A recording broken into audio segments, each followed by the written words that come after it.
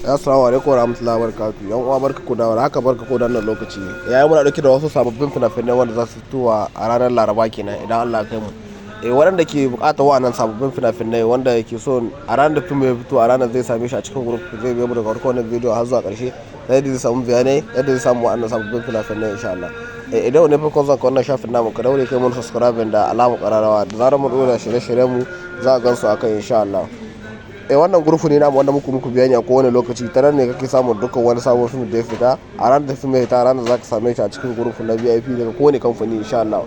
Idan kana buƙatar shiga akwai lambobin da muke saka wanda zaka taɓa ta WhatsApp ko kuma ka shiga link na gurfu na WhatsApp ko na Telegram wanda zaka yi masu adabin magana ta nan ne kaɗai zaka iya biyan kuɗin ka saka ka cikin gurfu na VIP a duk lokacin da ka shiga cikin gurfu zaka samu fina-finai daga kowane kamfani insha Allah.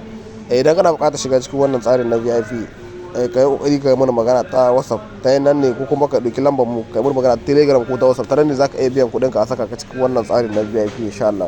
Kar ku manta ku daure ku mun subscribe da alamar ƙararrawa da zarar mu dora shirye-shiryen mu za ku same su akan insha Allah.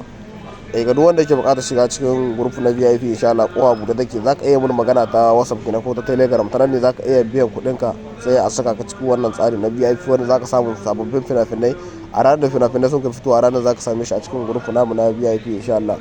Ga waɗanda sababbin fina-finai ba su kai gare su to dama shiga ta samu ta yadda zaka iya samu duk wani sabon fim da ya fito a ranar da fim ya fito a ranar zaka same shi a cikin group na VIP insha Allah. Mun gode.